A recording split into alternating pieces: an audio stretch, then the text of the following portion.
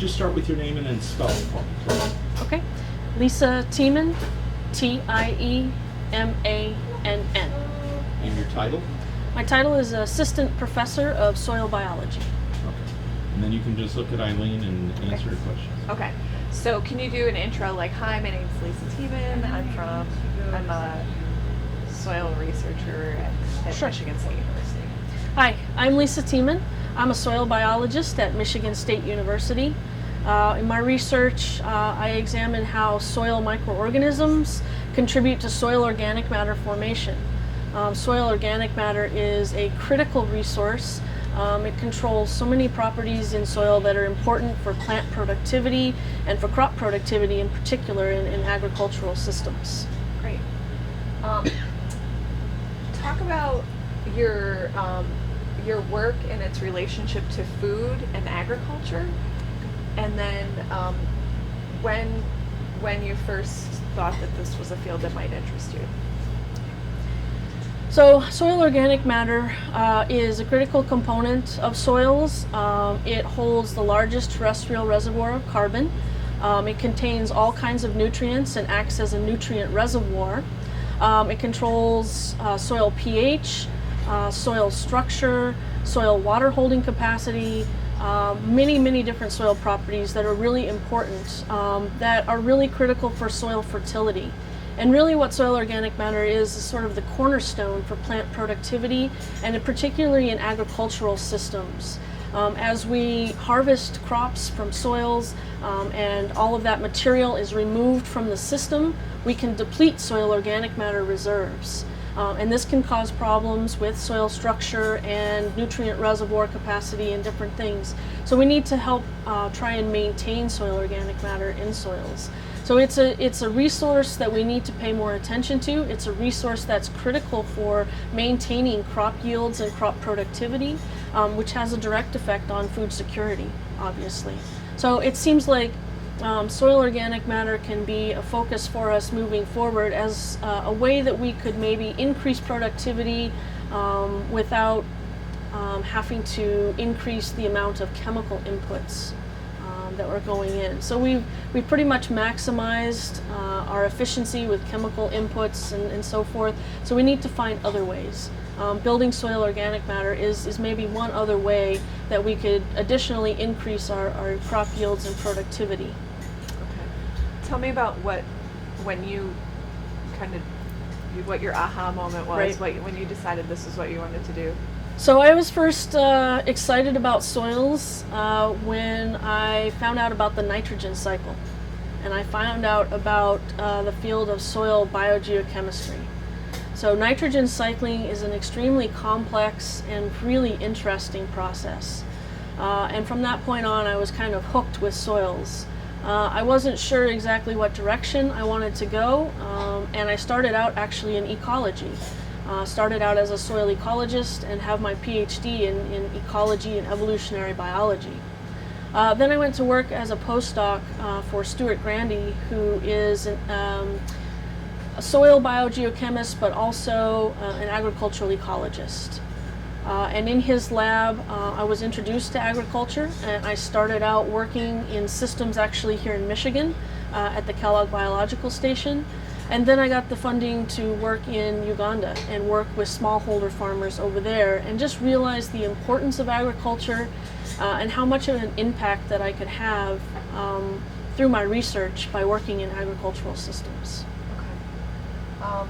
Describe what a normal work day is for you, and if there isn't one, that's fine. Right. So when I was a graduate student and a postdoc, a normal workday for me would be pretty much spending most all of my day in the lab or in the field, collecting soils or collecting data out in the field, and doing all kinds of assays and analyses on those soils and samples I collected when I got back to the lab. Now that I'm a professor here at the university, I spend most of my time actually in my office. I spend a lot of my time writing and thinking about research and thinking about results and thinking about what those results mean. I spend a lot of time thinking about ideas to write proposals for new research. So I spend more of my time thinking about science, I think, than actually doing it now. So it's a different kind of science, but it's actually, for me, it's just as fun. I enjoy the writing, and I really enjoy thinking about data and thinking about results, and then thinking about new questions that need to be addressed and tested. Um, so it sounds like this wasn't always what you thought or what you wanted to do. So think about, if you can kind of think about when you were in high school, what you thought you might want to do, and then what, like, Sure. how you ended up where you are. Right. So when I was in high school, I had two things that I really enjoyed. One was music. I was a trumpet player. The other was science, and in particular biology. When I was looking at schools and thinking about college, I looked at the University of Wyoming and was actually intending to be in their forestry program. I thought that I wanted to maybe work for the USDA, be a forest ranger, or something along those lines. But before I ended up at University of Wyoming, I decided that actually what I wanted to do was pursue my other love, which was music. So I ended up at the University of Wyoming as a music performance major.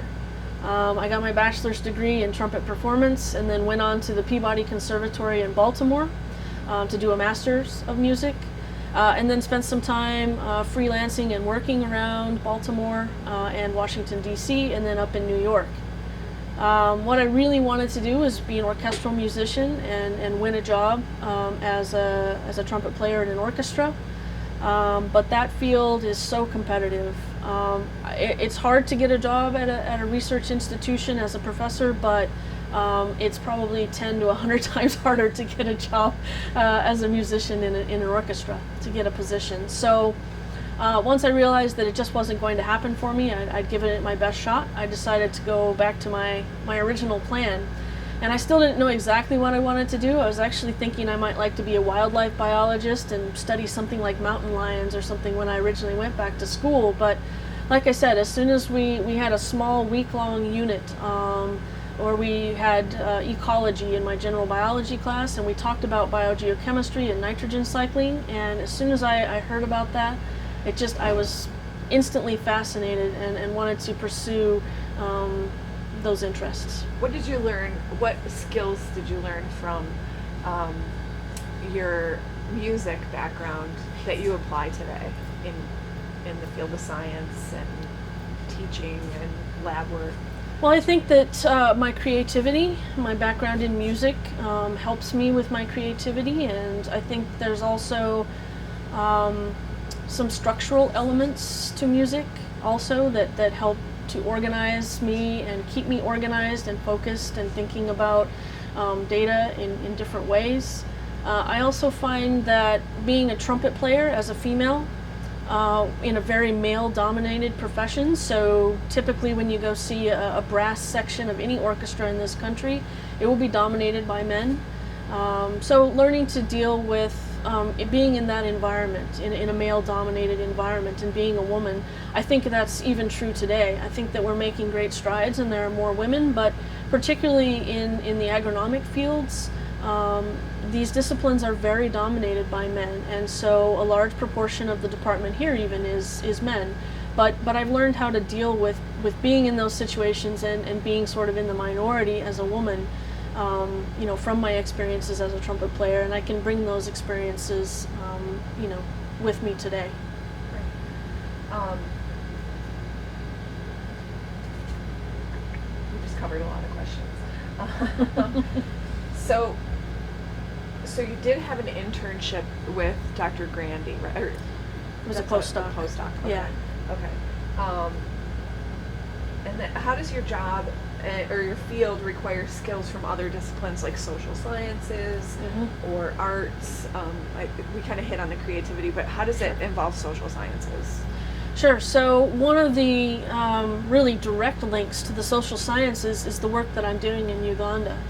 So rather than just trying to look and see what's actually happening with the soils and what's going on in the soils, we actually want to know how are people making decisions about using their land and using their soils, and what are influencing those decisions? So we're looking at social and economic factors that are influencing land use decisions and the way that people are deciding which crops they're going to grow, because obviously the choice of crop has a really big impact on what's happening with the soils there.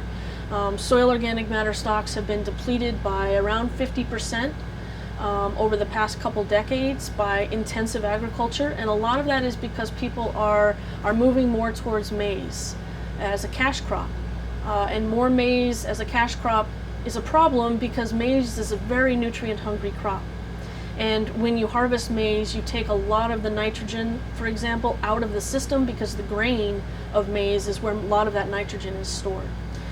So we're trying to understand why people are moving in that direction, and if there is a way that we can help people to understand the problems with maize, or to help them understand ways that they can manage their lands to help at least lessen the amount of soil organic matter that's being lost from the system. What technology do you use in your day-to-day work? So I use a bunch of different things. My computer obviously is my friend, and I have lots of different software on there, statistical software in particular that I use, and then we also are using the high performance computing center here on campus to manage sequence data. So we actually do extract DNA from soils and then sequence the DNA so that we can learn which microorganisms are in the soils. So that creates a lot of data that we have to have a lot of storage space for, and then a lot of computational space in order to analyze all of that data. So we do that here on campus, and we also have a lot of pieces of equipment here in the lab that we use. So we have a combustion elemental analyzer that is actually coupled with an isotope ratio mass spectrometer. We have a pyrolysis gas chromatography mass spectrometry instrument, which is actually right behind me here. We have different plate readers and things, spectrophotometers and fluorometers, and just other basic lab equipment. But we do have some high-tech equipment that we use for the different analyses that we do in the lab here. Do you know how to code? I'm not sure why they're asking that question. I have some very rudimentary, very basic. I mean, I took some computer programming courses, and probably what I know best is how to program VBA in Excel.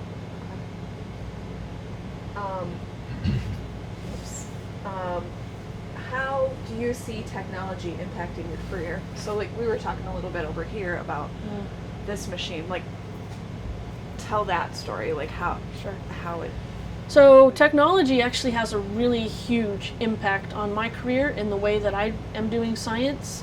And the primary piece of technology that has really impacted the way that my entire field does science, is really the molecular technology that we have now. So PCR, polymerase chain reaction, and the ability to take DNA and amplify certain regions of it so that then you can take that amplified gene and sequence it or do other things with it. Or now we can actually take all of the DNA from a soil and sequence it so that we can know all of the genes and all of the organisms that are present in a single soil sample.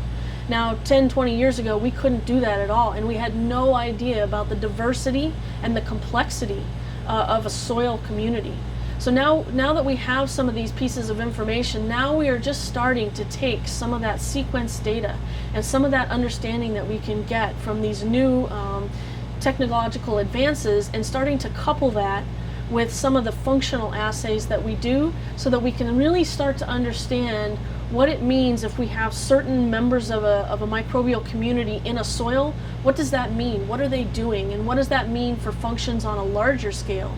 So if I have a certain microbial community in an agricultural soil and I see that nitrogen cycling is doing something particular, is there a connection between that particular microbial community and what we see happening with nitrogen cycling? And so being able to couple those two things to give us a better understanding of how certain processes that take place in soils are occurring is really going to help us to manage soils better and to manage things more efficiently in the future. Can you tell me a little bit about the work that you do in Michigan? Yes. So right now, I'm just starting my program here in Michigan, but I have partnered a bit with the Michigan Potato Industry Commission. The Michigan potato industry is very interested in soil health and from a biological perspective. So I'm doing several projects right now where we're trying to get a better understanding of how soil biology works in Michigan potato systems, particularly in systems where fumigants are used quite a bit. Fumigants do help get rid of some pathogens that are detrimental to potatoes, but at the same time, they're also killing off microbes that are beneficial. And so we've lost quite a bit of diversity in potato system soils in many cases because of these fumigants.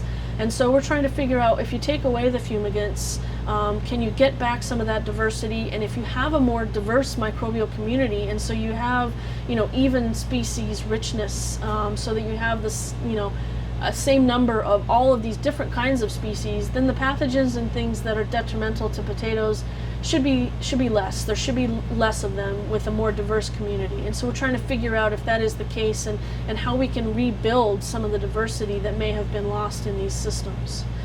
Some of the other things that we're trying to do is that many of these potato cropping systems have also been depleted of soil organic matter through time, and so we're trying to figure out what kinds of different things can we do to rebuild some of that soil organic matter. And part of that is adding things like cover crops back into the system. Cover crops, are a crop that is grown during the fall and the spring when the main crop is not there.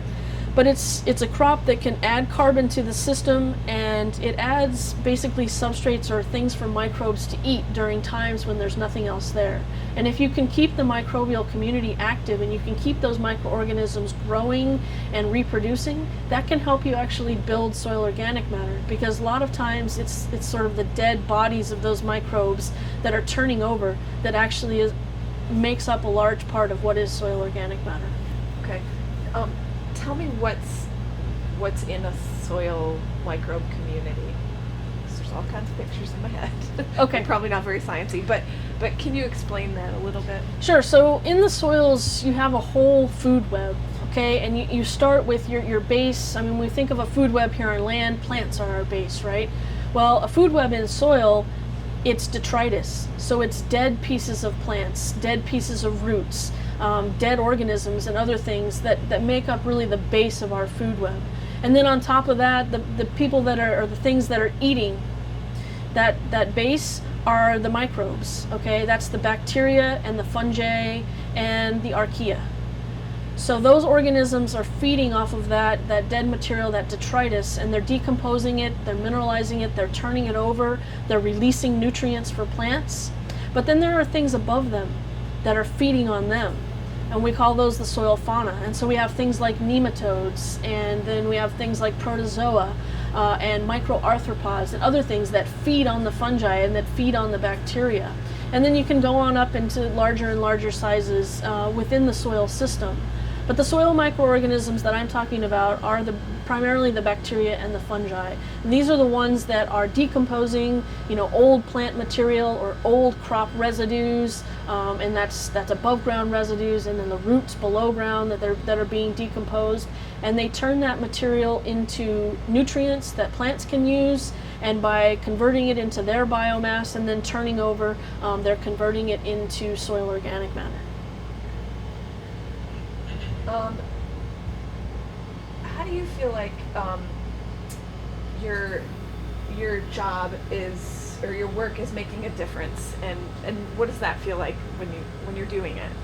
Like, when does it feel like, oh, this is making a big impact on the world? And describe like how that feels. Sure. So I feel like sometimes I can make a bigger impact, but right now I think that my impact is relatively small, but at the same time, I'm just one person. I think that we sometimes get caught up in trying to make really large and noticeable impacts, but I think that my work in Uganda, for example, I know that I'm probably not having a countrywide effect. I'm not even having probably effect at a district or village level, but I know that there are individual farmers that I have talked to that I have told, well, you can do this, or you can do this, or try doing this, that have implemented some different things that I've suggested that I think will help maintain their soil health and soil quality in the long run, so that their fields can remain productive. And so that's, a few families here and there that I've helped that can maintain their farm's productivity, and so that they have food to eat and have maybe a little bit better quality of life. Here in Michigan, I've just started my work here, but I feel like moving forward over the next 10, 20 years, I think that I can have a big impact on the way that the potato industry manages their fields and the way that the potato industry grows their potatoes, so that we can use less nitrogen fertilizers, so there's less chance of those, that nitrogen leaching into groundwater and becoming a contaminant downstream in drinking water. I think we can figure out ways to use nitrogen more efficiently, at the same time making our soils more sustainable, so that 2-3 generations from now, these fields that are producing potatoes now are still going to be able to produce the same quality and level of potatoes, 2-3 generations from now. Did you have a mentor? Do you have a mentor? Why and how have you found that important and helpful in your career? So my primary mentor as a scientist was my PhD advisor, Sharon Billings. I did my PhD at the University of Kansas, and I chose to go to University of Kansas specifically to work with Dr. Billings. She was an incredible role model for me. The way that she balanced everything in her life and maintained her lab, and was so supportive of me as a graduate student, pretty much letting me sort of go whichever direction the questions and the science would lead me. She would say, just do it and I'll figure out how to get the money somehow. But I think that she was probably the greatest role model for me in developing as a scientist. She taught me how to write. She taught me how to do science. And so do you find yourself in the role of a mentor, and how do you kind of pass it along? Yeah, so that's one of the most rewarding, parts of our job is finding students and being able to pass on your knowledge. So when I was a postdoc and just starting my work in Uganda, I had an undergraduate student from the University of New Hampshire that I helped to get funding, and he came with me to Uganda for 9 weeks and did his own project for his senior thesis. And I know that just being in Uganda and just that experience really changed his outlook on life. I think that anybody that goes over to Africa and spends any time there really has a different outlook and perspective on the world and on life in general. And then I have students now. So I have a graduate student that started with me this spring that's coming with me to Uganda. I have 2 more graduate students starting in the fall. One is coming over from Nigeria.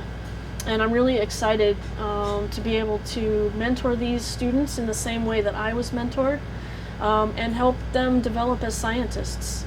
And that's my job, and I find it really rewarding when I get to go to my first graduation ceremony and hood my first graduate student PhD. Cool. Why Uganda? How did that work? Start? So there was a funding opportunity at the National Science Foundation. It's called the Science, Engineering, and Education for Sustainability Fellowships. In that program, you are required to have research in your discipline and then have an additional advisor or mentor in a discipline outside of your own.